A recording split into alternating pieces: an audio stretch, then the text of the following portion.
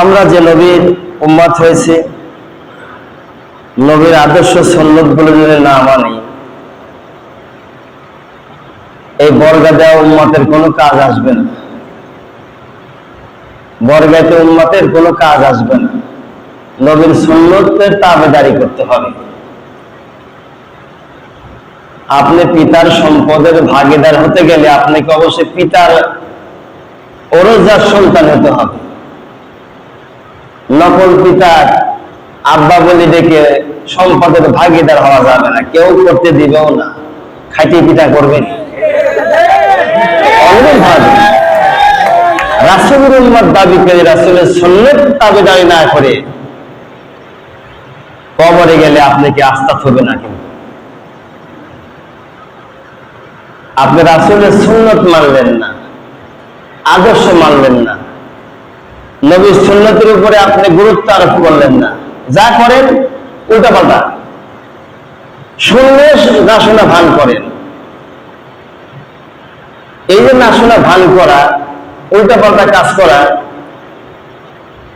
এর জন্য অবশ্যই আপনাকে জবাবদিহিতার আগেই কবরে আপনাকে ঢোকাবে। যখন শায়েখ জাকারিয়া সাহেব লিখেছেন তার ইতিহাসের মধ্যে, বেআমলদের জন্য রাসূলের সুন্নাত যারা মানে না, সুন্নাত কি সেটা পরে বলছি, একটা একটা করে আগে আগায় যাই। মানুষ মৃত্যু হওয়ার পর পর সুদখোর, ঘুষখোর, বেনামাজি, সুন্নাত তরফকারী, সুন্নাতের উপর অবহেলাকারী, এরা মারা যাওয়া দেরি হবে। কবরের মধ্যে ওদের আশেপাশে একে জাহান্নামের আযাবের শাস্তি আস্বাদন করবে, দুই নম্বরে আবার তাদের খারাপ বদ আমলের কারণে দুর্গন্ধময় এত কিছু সমস্ত কবরটা ঘিরে ধরবে, এই দুর্গন্ধের কারণে কবরে থাকতেই পারবে না।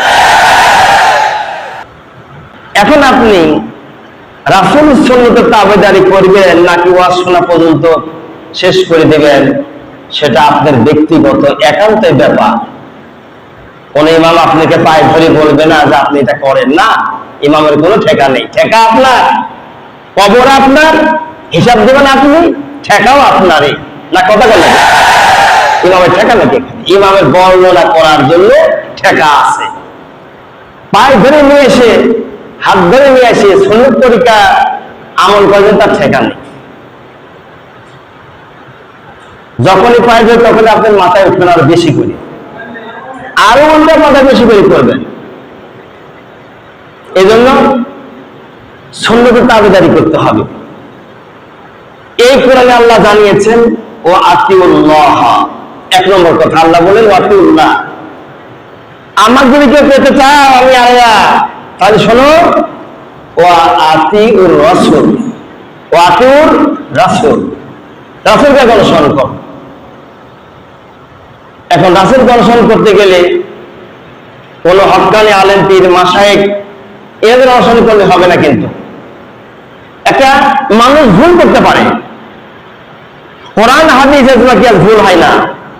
সেই জন্য যত বড় বিশ্বাস হোক না কেন, তার আমল ভুল হতে পারে, আকীদা ভুল হতে পারে, সবার চরিত্র ভুল হতে পারে, তার কলঙ্কিত সময়ে যেতে পারে, কলঙ্কিত হতে পারে। এরকম অনেক পীর সাহেবের দরবারে অনেকেই দেখা যায়, অনেক দরবার শরীফের পীর সাহেবের বদনাম দুর্নাম বের হয়।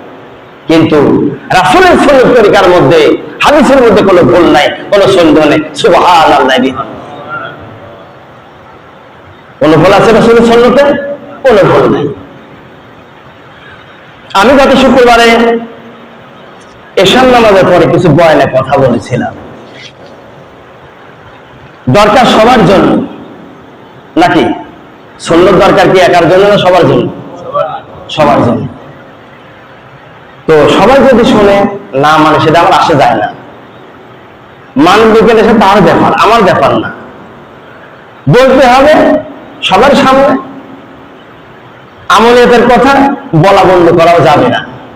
চোরের পর রাগ করে বাড়িতে ভাত খাওয়া যাবে না, চোরের পর রাগ করে বাড়িতে ভাত খাওয়া যাবে না, বলা বন্ধ করা যাবে না। ঝড় তুফান যতই আসুক, এই ঝড়ের মধ্যেই প্রতিবাদ করতে হবে এবং রাসূলের সুন্নাত তরিকার উপরে আমলও করতে হবে, মানুষ তাগিদও দিতে হবে নাকি? চুপ করে থাকলে চলবে না। চুপ করে থাকলে কিছু মুনাফিকদের সুযোগ হয়ে যায়, বোধহয় এটাই ঠিক, আমারটাই সঠিক না। রাসূলের সুন্নতের তাবেদারি করতেই হবে, করতেই হবে। সেটা হলে আপনি মুসলমান, আপনি পবিত্র হতে গেলে পরে, এর আগে গোসলের ফরজটা বলেছে, তারপর আজও বলছে আবারও, নাপাকি জায়গাগুলো আপনি আগে ধুয়ে নেবেন, হাতে হোক আর পায়ে হোক আর গোপ্তি স্থানে হোক, নাপাকি জায়গা আগে ধুয়ে নেবেন। এরপরে মেসাক পারলে মেসাক করবেন, মেসাকটা ডাইন সাইডে আগে, বাম সাইডে পরে হবে, উপরের পাট নিচের পাট, এভাবে করে ডাইনের পাট বামের পাট। দাঁত মেসাক করে নেবেন বা দাঁত এভাবে করে ব্রাশ করে নেবেন।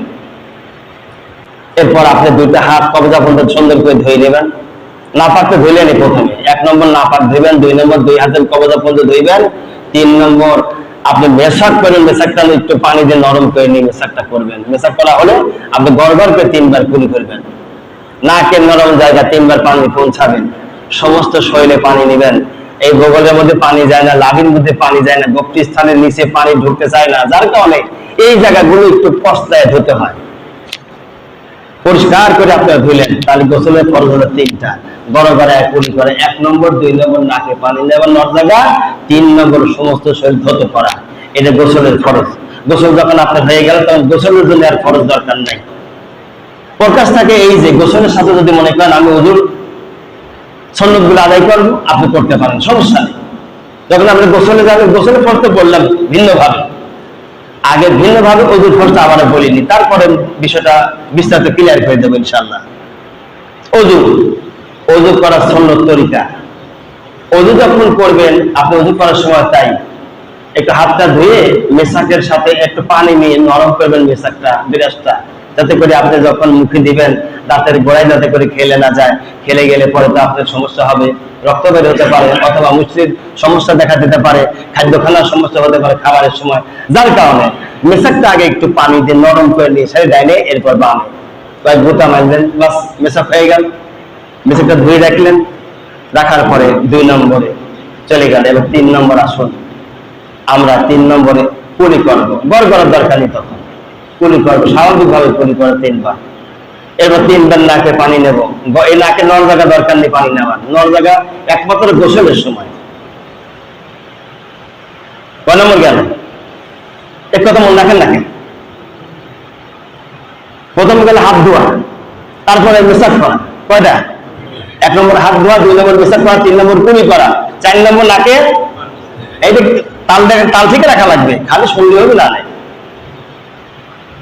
তাল না ঠিক রাখলে বোঝা গেল রুজু হয় না, আপনি যেই হন না কেন তাল ঠিক রাখা লাগবে। 4 নম্বর চলে গেল। 5 নম্বর নাকি সমস্ত মুখ ধুবেন, সমস্ত মুখ, এই চুলের গোড়া থেকে নিয়ে শুরু করে নিচ পর্যন্ত আপনি ধুবেন। আমার মতো যার ঘন দাঁড়িয়ে আছে, পানি যদি আরেকবার বেশি নেওয়া লাগে 3 বারে বেশি নেবেন, সমস্যা নেই। এইভাবে করে এই ঘন দাঁড়িয়ে খিলাল করবেন, এইভাবে খিলাল করবেন ঘন দাঁড়িয়ে।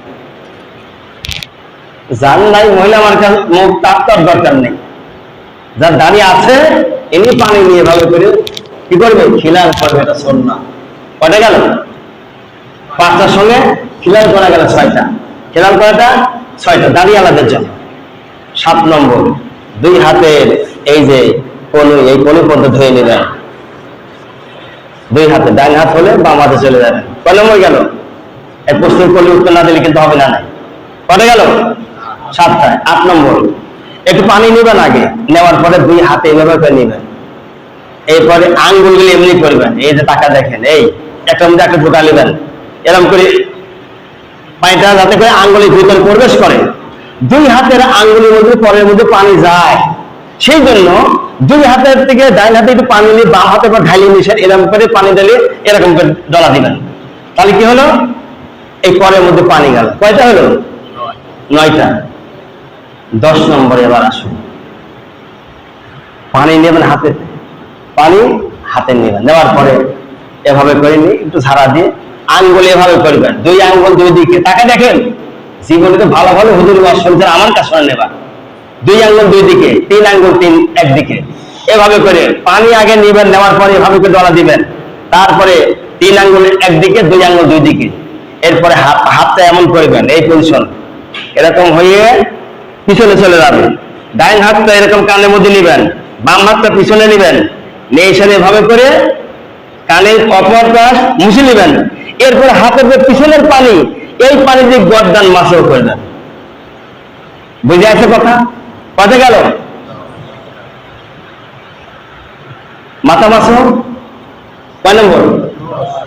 10। 11 নম্বর গর্দান মাসও করা। 11 নম্বর গর্দান। এরপরে ডাইন পায়ের উপরে পানি ঢালবেন, হাত দিয়ে পানি ঢালবেন। ঢালার পরে যদি দেখেন যে ঘটি বাড়িতে পানি বা বদনার পানি কিংবা আজকাল তো সাপ্লাই লাইনে ট্যাপের পানি ব্যবহার করি, ট্যাপের পানি যদি হয়ে থাকে 11 নম্বর ডাইন পাওয়াটা ট্যাপের নিচে আগায় দিবেন। দেওয়ার পরে এই বাম হাতে 3 আঙ্গুল দিয়ে ভালো করে আপনি খিলাল করবেন। পায়ের আঙ্গুলগুলি এভাবে করে খিলাল করবেন, 1 মুড়ি থেকে শুরু করে 1 মুড়ি পর্যন্ত খিলাল করার পরে পায়ের যে টাকনো আছে টাকনোর মধ্যে আবার ধুবেন। তাহলে পারও খিলাল করতে হবে, টাকনোর মধ্যে ধোয়াও লাগবে। তাহলে 13টা গেল নাকি? কটে গেল? 13টা। এই আসুন এবার বাম পায়ে পানি নেবেন। নেওয়ার পরে আবার বাম হাতের 3 আঙ্গুল দিয়ে বাম পায়ের পরগুলি এভাবে করে আপনি খিলাল করবেন। খিলাল করার পরে টাকনো পণ্যকে আপনি ধুয়ে নেবেন। কটে গেল? হ্যাঁ, 14টা। তার 2 পায়ের আঙ্গুলগুলি খিলাল করার জন্য, 2 পায়ের আঙ্গুলগুলো খিলাল করার জন্য। এরপরে আপনি যদি সুস্থ ব্যায়াম দেখতে হন, সর্বশেষে পশ্চিম দিকে একটু তাকায় বলবেন আশহাদু আল্লা ইলাহা ইল্লাল্লাহু ওয়াহদাহু লা শারীকা লাহু। পারেন? এটা পারেন? পড়েন আশহাদু আল্লা ইলাহা ইল্লাল্লাহু ওয়াহদাহু লা শারীকা লাহু ওয়া আশহাদু আন্না মুহাম্মাদান আবদুহু ওয়া রাসূলুহু। কালেমা শাহাদাতটা পড়ে নেবেন। তো এই বিষয়ে আর আলোচনা করব না।